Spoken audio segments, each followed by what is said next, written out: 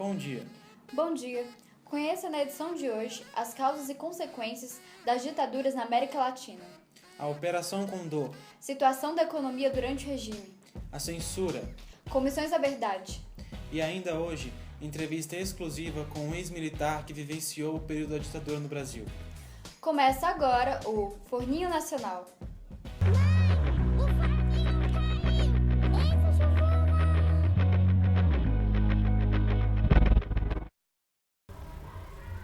O Plano Condor foi uma aliança político-militar entre os vários regimes da América do Sul, com o objetivo de coordenar a repressão a opositores dessas ditaduras, eliminar líderes de esquerda instalados no países do Cone Sul e para reagir à OLAS, Organização Latino-Americana de Solidariedade, criada por Fidel Castro. Embora os interesses estadunidenses estejam em evidência, os Estados Unidos negam sua participação. A economia brasileira estava estagnada quando os militares começaram a governar. A inflação anual aproximava-se de 100%. A resposta do presidente Castelo Branco foi a adoção de um programa de reformas, com 3 objetivos principais: equilibrar as contas do governo, controlar a inflação e desenvolver o mercado de crédito. Os militares ampliaram o controle do Estado sobre a economia e fizeram o país crescer em marcha acelerada para ganhar legitimidade, mas criaram desequilíbrios que só puderam ser corrigidos muito tempo depois. Nos 21 anos em que os militares permaneceram no poder, a economia brasileira cresceu num ritmo quase 3 vezes maior do que alcançado nos primeiros 21 anos após a volta da democracia. No período em que essa expansão foi mais acelerada, entre 1967 e 1973, o PIB, Produto Interno Bruto, aumentou 10% ao ano, dobrando de tamanho em apenas 7 anos. O resultado destoava tanto dos padrões da época que os analistas passaram a chamá-lo de milagre brasileiro. Durante a ditadura militar, principalmente no período do AI-5, quando o regime se fechou de vez, o Brasil vivia marcado pela opressão e pela censura. Nesse contexto, uma das principais formas de protesto da sociedade era através da arte, especialmente a música. Portanto, percebe-se como a censura impediu a difusão do conhecimento, principalmente no que se refere às ciências humanas, filosofia, sociologia, história, pois qualquer exposição crítica da realidade que o país enfrentava era encarada como afronta ao regime, sendo prontamente repelida pelo forte sistema de censura.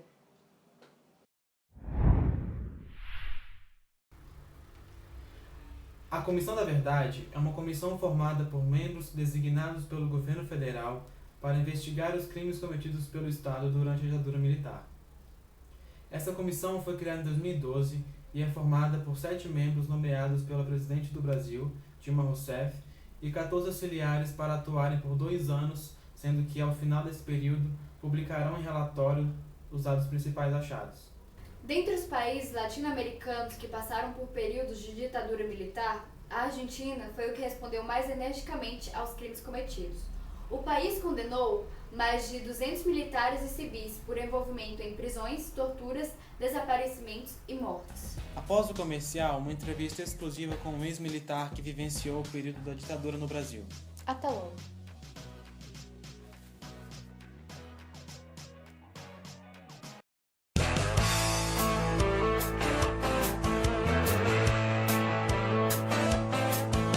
Amor, que cela linda! Vem aqui pra você ver. Nossa, que linda! Você gostou? Ai, Que foi, amor? estava sonhando, galopando no tango, com aquela linda cela que vimos lá na celaria texana. Nossa, amor, que lindo!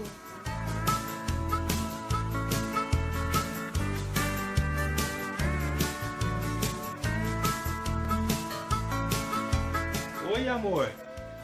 Por que acordou tão cedo? Onde você foi? Oi, querido, eu fui ao mercado. Pega as roupas do carro pra nós. Amor, eu te amo! É a cela dos meus sonhos! É a mesma que sonhei, correndo no passo montado no tango. É aquela que a gente viu lá na celaria texana, meu amor. Celaria Texana. Tudo em acessório para a montaria você encontra na Celaria Texana. Celaria texana, fazendo amor acender o fogo.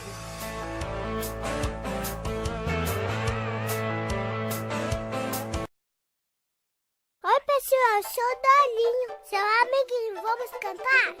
Dolinho,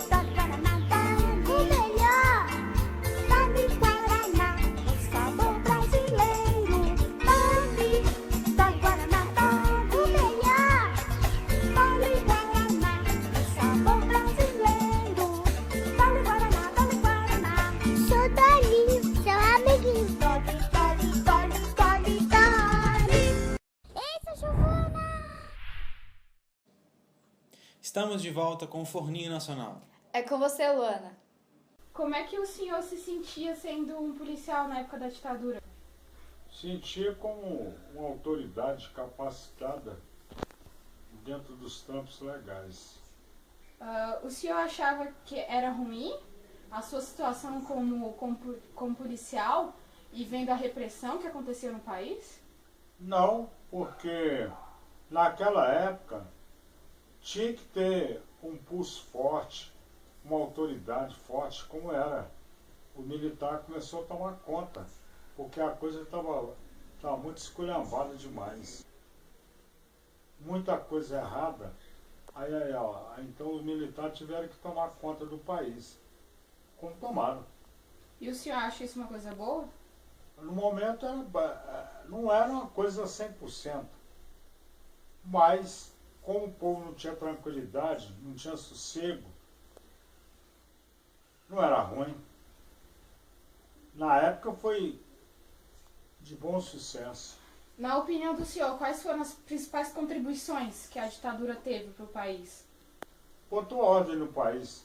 Em que sentido essa ordem teve? No sentido que tinha muita roubalheira, muito quebra-quebra, isso aí, muito negócio de quebrar loja, pegar as coisas, roubar as coisas do povo dos comerciantes. E a ditadura botou um freio no negócio. Acabou que não queria andar direito, na época, ia para cadeia. E as medidas que a ditadura implantava, como toque de recolher, tortura que aconteceu nos jovens, qual é a sua opinião sobre isso? A tortura, toda vez, não era uma coisa boa.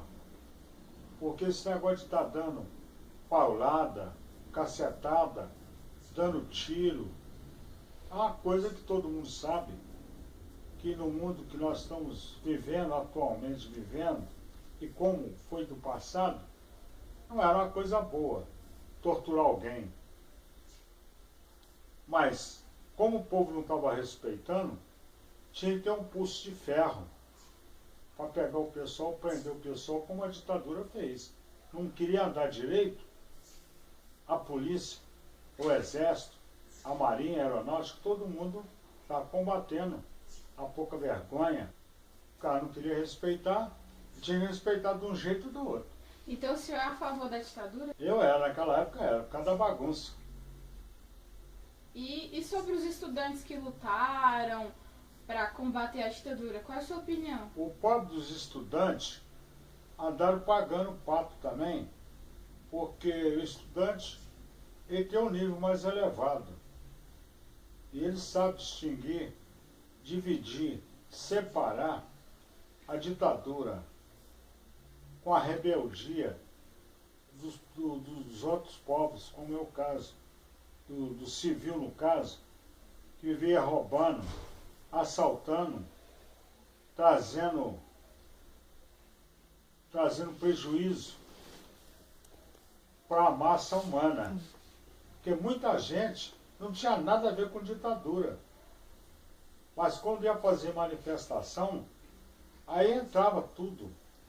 Aí a polícia tinha que vir, tinha que botar moral, tinha que botar ordem na casa. E como cidadão, como é que você via a ditadura sem ser como policial, mas como cidadão?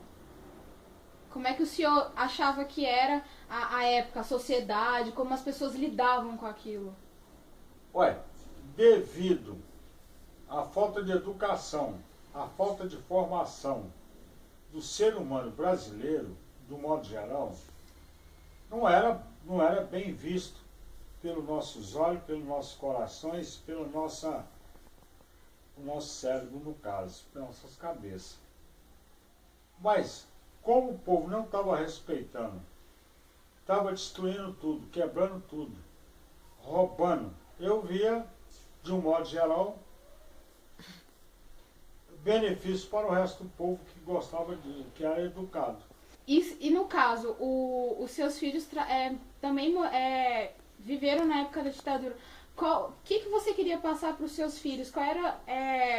O que você passava para os seus filhos? Sendo policial, trabalhando na ditadura e eles vendo o que estava acontecendo. Só coisa boa Como conselho, eu não tive nenhum filho metido preso por causa de ditadura, pelo mau exemplo que a sociedade, de um modo geral, não é todo mundo, com exceção. Então, o exemplo que eu dei como cidadão brasileiro, como autoridade policial que eu fui, achei beleza. Última pergunta que eu vou fazer. Nossa. E no seu meio policial, existiam policiais que praticavam tortura, viviam aquela ditadura intensa como a gente acha que era? Existia, sim, porque às vezes ia prender alguém, esse alguém não aceitava a prisão. Como era ordem superior, aí nós tínhamos que cumprir a ordem. Então não era feito por bom agrado, como dizem as pessoas, era assim uma ordem. Às vezes não, às vezes você chegava num determinado lugar, a pessoa aceitava, como sempre. Você vai e chega com um mandado de prisão, expedida pela Justiça do Brasil, no caso, aí a pessoa aceitava. Então via que estava errado, ele aceitava. Ele não precisava bater nele, não precisava pegar na marra, judiar nem nada. Ele aceitava, mas a maioria não aceitava. Encerramos por aqui mais um Forninho Nacional. Tenha um bom dia.